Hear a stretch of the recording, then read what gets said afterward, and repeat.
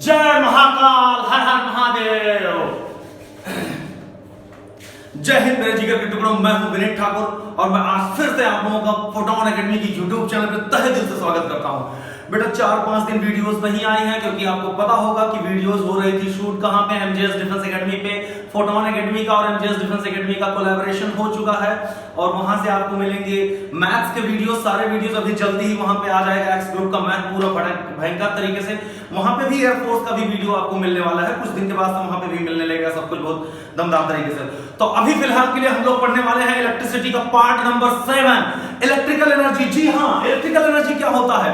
तो किसी भी क्षेत्र में, चाहे वो विद्युत क्षेत्र हो, चाहे वो गुरुत्वीय क्षेत्र हो, मतलब चाहे ग्रेविटेशनल फील्ड हो, और चाहे वो इलेक्ट्रिकल फील्ड हो, मतलब इलेक्ट्रिक फील्ड हो, चाहे वो मैग्नेटिक फील्ड हो, उसमें किसी चार्ज को या किसी मास को फ्लो करवाने में जो वर्क डन करना पड़ता है उसी को कहते हैं क्या? पोटेंशियल एनर्जी उस फील्ड का। जैसे मान लो कि गुरुत्वीय क्षेत्र है, ग्रेविटेशनल फील्ड है, उसमें मास को एक पॉइंट से 2 पॉइंट तक लेकर जाने में जो वर्क किया जाता है, जो कार्य किया जाता है, उसको कहते हैं gravitational energy, gravitational potential energy, गुरुत्वीय स्थितिज ऊर्जा। ऐसे ही इलेक्ट्रिक फील्ड के अंदर 2 पॉइंट के बीच में एक पॉइंट से दूसरे पॉइंट तक लेकर जाने में किसी चार्ज को जो वर्क किया जाता है, जो कार्य किया जाता है, उसी को कह देते हैं बेटा क्या? इलेक्ट्रिकल एनर्जी या इलेक्ट्रिक पोटेंशियल एनर्जी। पहले बात को समझो। मान लो कि अपने पास एक कंडक्टर है ए और बी, उसको बैटरी से हमने जोड़ दिया, पोटेंशियल डिफरेंस जो है वो बी है।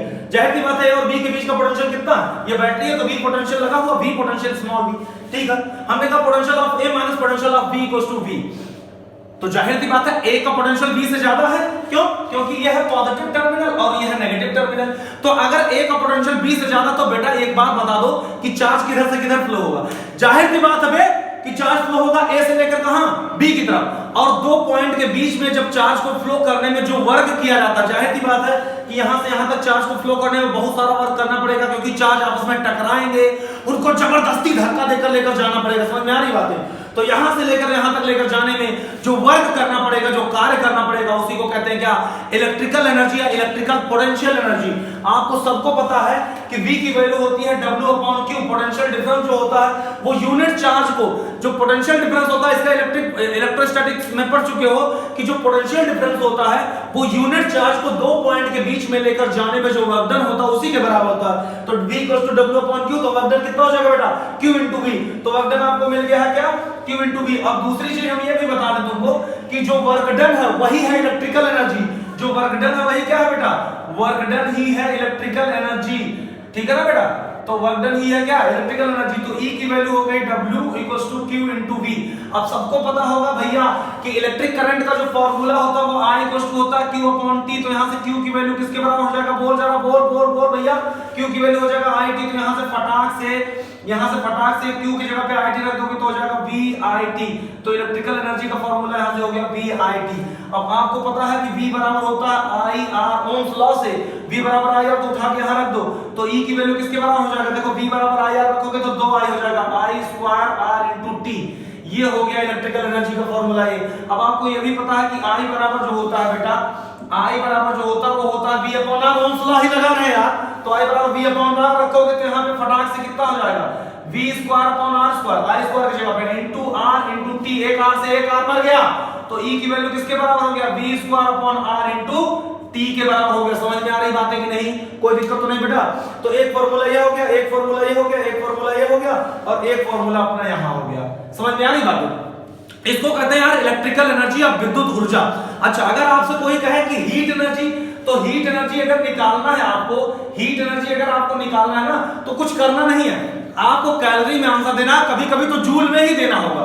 और सबको पता है यार कि 1 कैलोरी बराबर जो होता है वो होता है 4.18 जूल। तो बस क्या करना है, हीट एनर्जी बराबर जो हो जाएगा, जो इलेक्ट्रिकल एनर्जी होगा उसी में 4.18 से डिवाइड कर दोगे तो आपको हीट एनर्जी मिल जाएगा। समझ में आ रही बात है कि नहीं? कोई काम नहीं है, कोई डिस्टर्बेंस नहीं है, बहुत आराम से कर ले जाओगे, बहुत आसान है। जय महाकाल। फटाफट से लिख लो इसको, एक स्क्रीनशॉट ले लो, बहुत आसान है। फटाफट इसको लिखो, एक स्क्रीनशॉट लो, उसके बाद हम पढ़ाते हैं इलेक्ट्रिक पावर। बहुत ही आराम से कर सकते हो, बहुत आराम से करते हो। इलेक्ट्रिकल हीटर लगाओ, चाहे इलेक्ट्रिक बल्ब लगाओ, चाहे इलेक्ट्रिक प्रेस लगाओ, इस्त्री लगाओ, जो मर्जी लगाओ, घर में बहुत आराम से इलेक्ट्रिकल एनर्जी आप इसको कैलकुलेट करके निकाल सकते हो बेटा। इसके बाद हम लोग पढ़ने वाले हैं इलेक्ट्रिक पावर के बारे में। मैं मिटा रहा हूं इसको 1 2 3। तो इलेक्ट्रिक पावर क्या है? अब देखो, इससे पहले आपने पावर जो है वर्क में भी पढ़ा होगा, हर जगह पढ़ा होगा कि भैया पावर क्या है, कहते हैं ना इनके अंदर बहुत पावर है। तो जिसके अंदर पावर है पुरुषार्थ है। पावर का मतलब होता है कि आपके अंदर बहुत ज्यादा एनर्जी है। पावर का मतलब है कि बहुत ज्यादा एनर्जी। देखो, पावर का मतलब यह है कि पर सेकंड कोई मशीन है या कोई भी सिस्टम है, पर सेकंड जितनी एनर्जी लॉस करता है उसको बोलते हैं पावर। जितनी एनर्जी लॉस करता है, जितना वो वर्क करता है पर सेकंड, एक सेकंड में अगर 10 जूल उसने वर्क किया तो उसका पावर कितना हो जाएगा? 10। समझ में आ रही बात? तो इलेक्ट्रिक पावर का मतलब क्या होता है बेटा? इलेक्ट्रिक पावर का मतलब होता है work done per unit time, work done या एनर्जी लॉस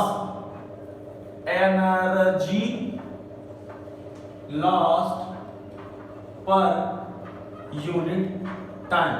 मतलब कि एकांक समय में व्यय ऊर्जा। एकांक समय में व्यय ऊर्जा का मतलब एक सेकंड में व्यय ऊर्जा। तो पावर का मतलब कितना हो जाएगा बेटा?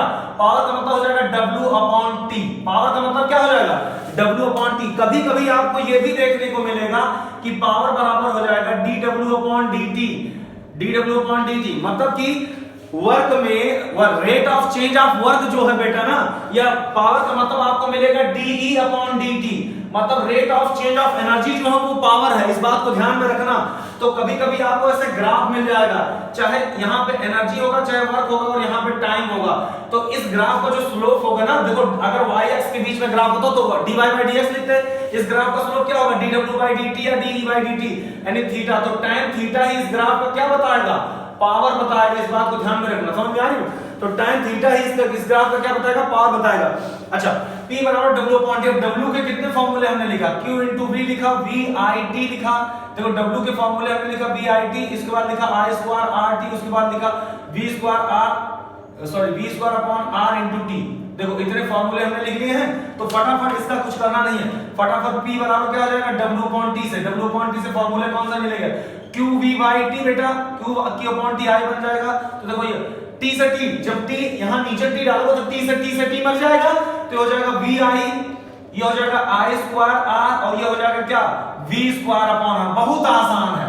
आसान है ना? बहुत आसान है यार, बहुत आसान है। तो पावर की वैल्यू आ गई W/T से QV/T बराबर VI बराबर I² R बराबर V² R। समझ में आ रही बात है कि नहीं? फटाफट ले लो इसका एक स्क्रीनशॉट, फटाफट। तुमको देखा तो ये ख्याल आया, जिंदगी धूप तुम घना सा, फटाफट फटाफट फटाफट। तो ये था इलेक्ट्रिकल एनर्जी और ये था इलेक्ट्रिकल पावर। अब सबसे इंपॉर्टेंट बात यहां आके फंसती है कि यार इसमें एयरफोर्स क्वेश्चन पूछेगा कैसे। तो पहले इस बात को ध्यान में रखो कि एयरफोर्स क्वेश्चन कैसे पूछेगा। तो मैं पहले इसको मिटा रहा हूं कि एयरफोर्स क्वेश्चन कैसे पूछ सकता है फटाफट। अभी आप देखो, एक तो इलेक्ट्रिकल एनर्जी निकालने की बात करते हैं, तो इलेक्ट्रिकल एनर्जी तो हम जोड़ लेंगे, घटा लेंगे, कोई दिक्कत नहीं। अच्छा, इलेक्ट्रिक पावर की बात करते हैं, तो पावर का जो यूनिट होता है, पावर का जो SI यूनिट होता है वो वाट होता है। लिख लो जरा, हालांकि इसके पहले जान चुके हो। SI यूनिट जो होता है उसका वाट होता है ना, और ये स्केलर क्वांटिटी होती है। इस वाट को हम और क्या लिख सकते हैं? वाट को लिख सकते हैं और जूल पर सेकंड भी लिख सकते हैं। डायमेंशनल फार्मूला लिखना चाहोगे तो W/T से ml² T पे पावर -3 लिखोगे, डायमेंशनल फार्मूला पावर का। अच्छा, एक हाफ पावर बराबर जो होता है वो होता 746 वाट। 1 किलोवाट जो होता है भैया वो कितना होता है? 1000 वाट होता। किलो जिसके भी पहले लग गया वो 1000 से मल्टीप्लाई हो ही जाता है, कोई दिक्कत तो नहीं। तो ये हो गया पावर के बारे में थोड़ी सी बात है। लेकिन अभी इससे पहले क्वेश्चन आपको कैसे दिया जाएगा, तो मैं फटाक से पहले इसको मिटा रहा हूं 1 2 3।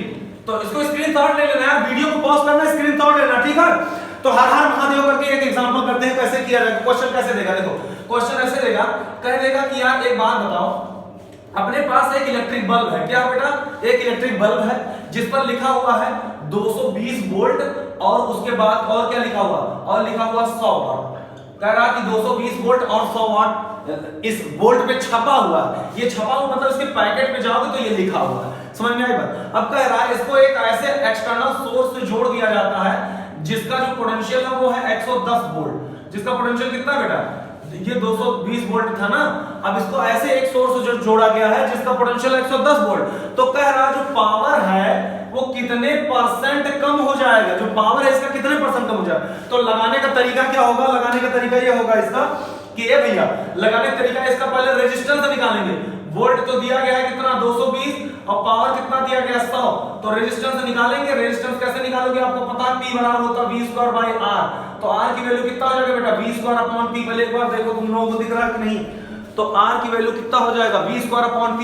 अब R की वैल्यू अगर V²/P है तो फटाक से यहाँ P बराबर होता है, P बराबर यहाँ लगा रहा हूं, P बराबर होता है V²/R, तो R की वैल्यू किसके बराबर V²/P, और V की वैल्यू कितना है 220 × 220 अपॉन पावर की वैल्यू कितना दिया गया 100 वाट, 100 से 100 मर गया, 22 × 22 से कितना हो गया 484 ओम, ये हो गया रेजिस्टेंस।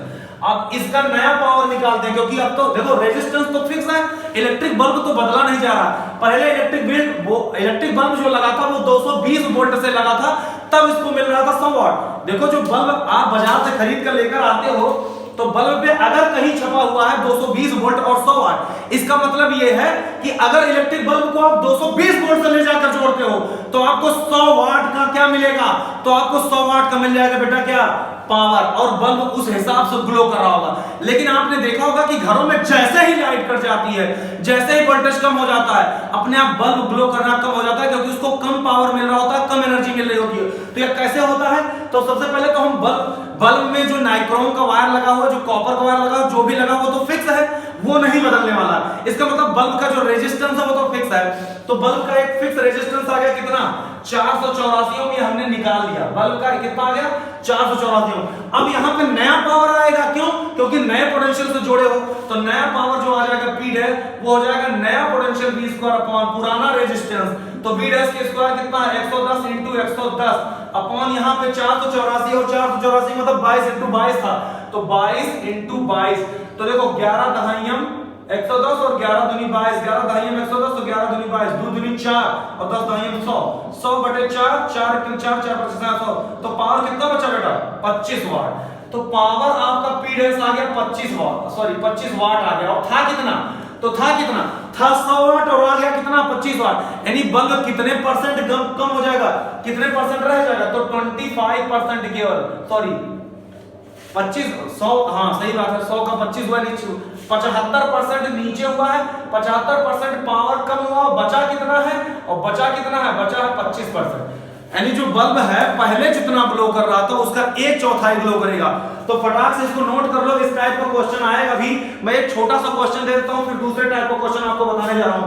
फटाफट मैं मिटा रहा हूं इसको, 1 2 3, जैसे ही मैं कहूं कि मैं मिटाने जा रहा हूं तुरंत वीडियो पॉज कर दिया करो और फटाफट नोट कर लिया करो, ठीक है। उसके बाद देखो और कैसा क्वेश्चन पूछता है, बहुत भयंकर तरीके का क्वेश्चन पूछेगा। ऐसे पूछ लेगा यार कि कोई, सबसे पहले तो आपको यह जानना है कि जब सीरीज आ जाएगा तब क्या करोगे, सीरीज कॉम्बिनेशन में पावर के बारे में कैसे जानकारी लोगे। तो सीरीज में जैसे मान लो कि आपके पास 2 रेजिस्टेंस जुड़ा हुआ है, 2 ही ले रहे हैं, 3 4 भी ले सकते हो, 2 ही लेंगे आराम से समझने के लिए, ठीक है ना। तो मान लो सीरीज में आपके पास 2 रेजिस्टेंस जुड़ा हुआ है, ऐसे बेटा, ऐसे फटाफट ऐसे 2 रेजिस्टेंस, ये R1 है, ये R2, 2 रेजिस्टेंस का मतलब 2 इलेक्ट्रिक बल्ब जुड़ा हुआ। मेरी बात ध्यान सुनना, ये क्या है, ये इलेक्ट्रिक बल्ब है यार, वो रेजिस्टेंस के रूप में दिखाया जा रहा है, और इनका पोटेंशियल V है, तो जाहिर सी बात है इनको पोटेंशियल इसको मिलेगा V1, इसको मिलेगा V2। मेरी बात ध्यान सुनना, अब आपसे कहेगा यार कि कौन सा बल्ब ज्यादा ग्लो करेगा, या आपको अगर कहेगा कि पावर निकालो पूरे सर्किट का, तो पूरे सर्किट का जो पावर होगा वो P1 + P2 निकाल सकते हो आप। पूरे सर्किट का पावर, अगर यहाँ का पावर आपको P1 मिल रहा है और यहाँ का P2, तो पूरे सर्किट का नेट पावर कितना होगा P1 + P2। और अगर आपसे कह रहा है कि कौन सा बल्ब ज्यादा ग्लो करेगा, तो जिसका पावर ज्यादा होगा उसी का बल्ब ज्यादा ग्लो करेगा, जिसका पावर ज्यादा होगा। अब पावर की वैल्यू, क्योंकि सीरीज में जो पावर की वैल्यू होगी वो होगी I²R। अब क्योंकि करंट जो होता है बेटा, करंट तो सबके लिए है सेम, मेरी बात ध्यान सुन लेना। सीरीज में, सीरीज की बात हम बता रहे हैं, पावर जिसका ज्यादा उसका ग्लो ज्यादा, और क्योंकि पावर होता है I²R और सीरीज में क्या सेम होता है, करंट सेम होता है। तो करंट अगर सेम है, इसका मतलब पावर जो है वो डायरेक्टली प्रोपोर्शनल है किसके, रेजिस्टेंस के। मतलब जिस बल्ब का रेजिस्टेंस ज्यादा होगा उसका पावर भी ज्यादा होगा और वो ज्यादा ग्लो करेगा। इस बात को ध्यान में रखना, ये बहुत इंपॉर्टेंट क्वेश्चन है। जिस बल्ब का रेजिस्टेंस ज्यादा होगा उसका पावर ज्यादा होगा और वो ज्यादा ग्लो करेगा। मैं फिर से बता रहा हूं, फिर से समझ लो कि जिस बल्ब का रेजिस्टेंस ज्यादा होगा उसका पावर ज्यादा होगा, वो ज्यादा ग्लो करेगा। समझ में आ रही बात है। और हाँ, वीडियो को लगातार चारों तरफ शेयर कर दो, जितनी गर्लफ्रेंड वगैरह है तुम लोगों के, फटाफट उन लोगों के पास भी शेयर कर दो। कह दो कि ये लो, नीट में भी ये पूछा जाता है, एयरफोर्स में भी पूछा जाता है, IIT में भी पूछा जाता है, तो हर जगहों पे इस टाइप के क्वेश्चंस आते हैं। नेवी वाले बच्चे भी फटाक से अपना पैंट वैंट पहन के तैयार हो जाए, ठीक है। और हाँ, दूसरी बात यह है कि यार अगर छोटी छोटी चीजें तुम लोग नहीं समझ पाए हो तो उसको जब भी लेक्चर शुरू हुआ करे उससे पहले एक बार इलेक्ट्रिकल एनर्जी चैप्टर खोल के पढ़ लिया करो, क्योंकि जाहिर सी बात है आपको यहाँ पे कोट पैंट पहनाया जाएगा, घर से चड्डी बंडी पहन के आना है, छोटी छोटी चीजें घर से ही क्लियर करके आना है, यही मैं बार बार बोल रहा हूँ बेटा सबसे। तो ठीक है, इसको फटाक से मिटाने जा रहा हूँ, मैं फटाक से मिटाने जा रहा हूँ, आपको समझ में आ गया ना बेटा। मैं एक एग्जांपल इसको करवा दूंगा अभी फटाक से, लेकिन उससे पहले मैं दूसरा टाइप बता रहा हूँ। चलो एक एग्जांपल करते हैं, एक एग्जांपल कर ही लेते हैं। जैसे मान लो कि एग्जांपल इस पे कर लेते हैं। तो मान लो कि अपने पास दो बल्ब लगे हुए हैं सर्किट में, दो बल्ब लगे हुए, फटाक से हम देख के ही बता देंगे यार, दो बल्ब लगे हुए हैं और एक का रेजिस्टेंस जो है वो है 40 ओम और दूसरे का रेजिस्टेंस जो है वो 50 ओम, और यहाँ पे बैटरी जो है वो है 400 वोल्ट की बैटरी है। अब देख लो, यहाँ से देखते ही आपको समझ में आ गया होगा कि कौन सा बल्ब ज्यादा ग्लो करेगा, बल्ब 1 B1 या B2। तो आपको जाहिर सी बात है, इसका रेजिस्टेंस R1 है, इसका रेजिस्टेंस R2 है, R2 ज्यादा बड़ा है R1 से, तो जाहिर सी बात है पावर ज्यादा P2 बड़ा होगा P से, तो B2 बल्ब ज्यादा ग्लो करेगा B1 से। सीधे सीधे देख के आप बता सकते हो। और अगर आपको टोटल पावर निकालना तो टोटल पावर हो जाएगा P1 प्लस P2। समझ में आ रही बात? टोटल इलेक्ट्रिकल एनर्जी निकालना है तो E की वैल्यू हो जाएगी E1 plus E2, E1 plus E2 जितने भी टाइम के लिए निकालना है। समझ में आ रही बेटा? कुछ नहीं करना है और बहुत आसान है। तो मैं इसको मिटा रहा हूं, उसके बाद सीरीज में जा रहा हूं, मिटा रहा हूं 1 2 3। अब देखो सीरीज कॉम्बिनेशन में क्या होता है, सीरीज तो हो गया, पैरेलल कॉम्बिनेशन में क्या होता है? पैरेलल कॉम्बिनेशन में आपको ऐसे कह देगा कि भैया देखो, मैं फटाफट बना दे रहा हूं, दो ही लेकर के काम कर रहा हूं, जब तीन में ज्यादा डिस्टर्बेंस होगा, दो से ही समझते हैं। तो मान लो कि सीरीज पैरेलल कॉम्बिनेशन में दो इलेक्ट्रिक बल्ब लगे हुए हैं, पैरेलल कॉम्बिनेशन में दो इलेक्ट्रिक बल्ब लगे हुए हैं ऐसे, ये है बैटरी, ये है बैटरी अपना, और यहां से करंट जा रहा है, यहां से करंट जा रहा है, आई करंट दो पार्ट में डिवाइड हुआ है, I1 और I2। यहाँ पे बल्ब जो लगा हुआ है उसका रेजिस्टेंस R1 है, और यहाँ पे जो बल्ब लगा हुआ है उसका रेजिस्टेंस R2। मेरी बात ध्यान सुनोगे तो पूरा समझ जाओगे, कुछ टेंशन वाली बात नहीं, बस आराम से, एकदम आराम से, एकदम आराम से ध्यान दो। देखो कैसे करना क्या है, क्वेश्चन को कैसे करना है यार। जाहिर सी बात है पैरेलल तो दोनों का पोटेंशियल सेम होगा।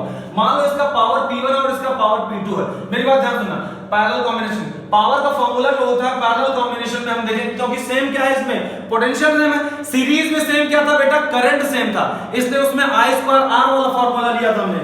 पावर का फार्मूला देखो I2R भी होता है और V2R भी होता है। तो जब हम सीरीज में ले रहे थे तो हम कौन सा फार्मूला लेते हैं, I2R, क्योंकि इसमें सेम क्या होता है, करंट सेम होता है। लेकिन अभी हम लोगों ने लिया है क्या, पैरेलल कॉम्बिनेशन लिया है, तो उसमें फार्मूला होता है V2R, और पैरेलल में सेम क्या होता है, पोटेंशियल सेम होता है। तो इधर देखो फटाफट हम लोग कौन सा फार्मूला लेंगे, हम लोग लेंगे फार्मूला यही वाला कि पावर का फार्मूला होता है V2R, और क्योंकि V जो होता है वो तो कांस्टेंट होता है, इसका मतलब parallel combination power is always inversely proportional to the resistance of electric bulb या एनी अदर इलेक्ट्रिकल इंस्ट्रूमेंट। दुनिया का कोई भी इलेक्ट्रिकल इंस्ट्रूमेंट लगा हो उसका जो रेजिस्टेंस होगा उसके इनवर्सली प्रोपोर्शनल होगा क्या बेटा, पावर। तो जाहिर सी बात है पावर, अगर इसका मतलब जिस बल्ब का रेजिस्टेंस ज्यादा होगा उसका पावर क्या होगा, कम होगा। जिस बल्ब का रेजिस्टेंस ज्यादा हो उसका पावर क्या होगा, कम होगा, और वो बल्ब कम ग्लो करेगा। इस बात को ध्यान में रखना, वो बल्ब क्या करेगा, कम ग्लो करेगा। तो पैरेलल कॉम्बिनेशन, सीरीज कॉम्बिनेशन में क्या था, जिस बल्ब का रेजिस्टेंस ज्यादा था उसका पावर ज्यादा था, जिस बल्ब का रेजिस्टेंस ज्यादा था, क्योंकि सीरीज कॉम्बिनेशन में जो पावर था वो डायरेक्टली प्रोपोर्शनल था किसके, रेजिस्टेंस ऑफ बल्ब के, रेजिस्टेंस ऑफ इंस्ट्रूमेंट के। इसलिए जिस बल्ब का रेजिस्टेंस ज्यादा था उसका पावर ज्यादा था और वो ज्यादा ग्लो कर रहा था। लेकिन पैरेलल कॉम्बिनेशन में जो पावर है वो रेजिस्टेंस के इनवर्सली प्रोपोर्शनल है, इसलिए जिस बल्ब का रेजिस्टेंस होगा कम वो करेगा ज्यादा ग्लो। इस बात के ध्यान में रखना, समझ में आई बात? तो फटाफट इसको नोट करो, एक स्क्रीनशॉट ले लो, फट से एक स्क्रीनशॉट ले लो। हम फटाफट इसको मिटा रहे हैं और तुरंत लिख रहे हैं दूसरा वाला एग्जांपल। फटाफट 1 2 3। तो जैसे आपको ऐसा क्वेश्चन दे दिया जाता है, मैं एक तो छोटा सा एग्जांपल यहीं पे ले रहा हूं, जैसे ऐसे ही आप 10 ओम हो गया और ये जो दूसरा बल्ब लिया गया वो 15 ओम। तो जाहिर सी बात है कौन ज्यादा ग्लो करेगा, 10 ओम वाला ज्यादा ग्लो करेगा। लेकिन अगर आपसे मिक्स क्वेश्चन पूछ लेता तब आप कैसे कर पाओ, यहां समझ में आ गया ना, 10 ओम वाला ज्यादा ग्लो करेगा। तो मैं मिटा रहा हूं उसको फटाफट। जैसे मान लो अगर आपको ऐसे मिक्स क्वेश्चन पूछता है, ऐसे कह रहा है कि भाई 3 बल्ब लगा हुआ है, एक तो ऐसे लगा हुआ है ना, और एक बल्ब ऐसे लगा हुआ है। बात को समझना, 3 बल्ब ऐसे लगा हुआ है, ये पैरेलल कॉम्बिनेशन में दो है और एक है सीरीज में, ठीक है, बहुत आराम से। पोटेंशियल भी है, इसका रेजिस्टेंस है R1, इसका रेजिस्टेंस है R2, इसका रेजिस्टेंस है R3। यहां से करंट जाएगा I, करंट ऐसे बटा समझना मेरी बात को। मैं फॉर एग्जांपल समझा रहा हूं, R1 R2 से शायद आप बढ़िया से ना समझ पाओ, तो एग्जांपल लेकर के, छोटा सा एग्जांपल लेकर के समझा दे रहा हूं, बहुत आराम से समझ जाओ। तो मान लो हमने इसको कहा कि भाई ये है 7 ओम इसका रेजिस्टेंस, इसका रेजिस्टेंस है 3 ओम, इसका रेजिस्टेंस है 10 ओम। मेरी बात ध्यान सुनना। और इसका पोटेंशियल मान लो कि है 10 वोल्ट। अच्छे से समझ जाओगे बेटा। इधर क्या आएगा, रेजिस्टेंस है ही। पहले तो ये दोनों है पैरेलल कॉम्बिनेशन। मेरी बात ध्यान सुनना, ये दोनों क्या है, पैरेलल कॉम्बिनेशन। और 10 ओम यहां भी और 10 ओम यहां भी, यानी इन दोनों का जो पावर होगा, इन दोनों का मिला के जो पावर होगा वो इसका अकेले पावर होगा। मेरी बात को ध्यान सुनना, इन दोनों का मिला के जो पावर होगा वो इसका अकेले पावर होगा। यानी जितना करंट इधर जा रहा होगा उतना करंट इधर जा रहा होगा। तो I स्क्वायर R से इसका जो पोटेंशियल आएगा, मतलब पावर आएगा I स्क्वायर R से, वो जो आएगा इन दोनों की पावर के सम के इक्वल होगा। मेरी बात ध्यान सुनना। तो यहाँ पे अगर यहाँ पे करंट आ जाएगा तो जाहिर सी बात है यहाँ पे करंट भी I आएगा, क्योंकि दोनों तरफ रेजिस्टेंस टोटल सेम है। तो यहाँ का जो पावर होगा, यहाँ का जो पावर होगा, मान लो कि यहाँ इसको ले रहे हैं P1, इसको ले रहे हैं P2 और इसको ले रहे हैं P3। तो P3 की वैल्यू जो होगी बेटा ना, वो होगी I स्क्वायर इंटू 10। P3 की वैल्यू क्या होगी, I स्क्वायर इंटू 10। और P1 की वैल्यू कितनी होगी, P1 की वैल्यू होगी I स्क्वायर इंटू 7। और P2 की वैल्यू क्या होगी, P2 की वैल्यू होगी I स्क्वायर इंटू 3। तो देखो जिसका पावर ज्यादा ये 10, तो जाहिर सी बात है कौन सा पावर जिसका P3 ज्यादा है किससे, P1 से, और वो ज्यादा है किससे, P2 से। तो जाहिर सी बात है कौन सा बल्ब ज्यादा चमकेगा, B3 ज्यादा चमकेगा B1 से, और वो ज्यादा चमकेगा B2 से। तो आपको सीधे सीधे क्या करना, सीधे सीधे आपको पावर निकालना है। अगर रेजिस्टेंस की वैल्यू नहीं दिया गया तो करंट की वैल्यू देगा। मेरी बात समझना। और वो ऐसा दे देगा कि इसका रेजिस्टेंस इससे ज्यादा है या इसका रेजिस्टेंस इससे ज्यादा है, मतलब कोई ना कोई ऐसा क्लू जरूर देगा जिससे आप क्वेश्चन की तह तक पहुंच पाओ और क्वेश्चन के ऐसी तैसी कर दो। समझ में आई बात? तो कुछ टेंशन लेने की बात नहीं है यार, जिंदगी बर्बाद कर देंगे ऐसा क्वेश्चन अगर आ गया। मां कसम कसम महाकाल की तरह भयंकर पढ़ा रहे हैं आपकी बात कि एकदम बहुत खतरनाक नंबर आ गया। बस क्या है कि लगातार क्वेश्चन करते रहना है। और हाँ, फोटोन एकेडमी के पेज पे हर रोज क्वेश्चन डाले जाते हैं, तो आपको इग्नोर नहीं करना यार, आपको क्वेश्चन करते रहना बेटा। फोटोन एकेडमी का जो इंस्टाग्राम है, जो फेसबुक पेज है, दोनों को जाके लाइक करो, दोनों को जाके शेयर करो। और दोनों पे इतने सारे क्वेश्चन हैं, उस क्वेश्चन को जाके लगाओ। रोज डेली उस पर क्वेश्चन दिया जाता है। टेलीग्राम पे चैनल बनाया गया फोटोन का, और उस पे जाके ऐड हो जाओ आराम से फटाक से फोटोन एकेडमी का। टिकटॉक पे भी है, उस पे जाके मन हो शेयर करो। और हाँ, अगर जो लोग इस चैनल पर नए हैं तो बहुत मेहनत किया गया वीडियो को बनाने के लिए, तो प्लीज वीडियो को लाइक करो, शेयर करो और कमेंट बढ़िया बढ़िया करो, और चारों तरफ फैलाओ वीडियो को, एकदम बहुत तगड़े से शेयर करो, चारों तरफ शेयर करो। समझ में आ रही बेटा? तो ये समझ में आ गया ना? तो इस तरीके से इलेक्ट्रिकल एनर्जी और इलेक्ट्रिकल पावर का क्वेश्चन आता है। अभी और भी टाइप के क्वेश्चन है, लेकिन वीडियो ये बहुत ज्यादा लंबा हो रहा है, तो अगले वीडियो में हम बताएंगे। ठीक है बेटा? तो आप अपना ध्यान रखें, सतर्क रहें, सुरक्षित रहें, घर पे रहें, अकेले, हाथ मुंह धोते रहें। जय हिंद।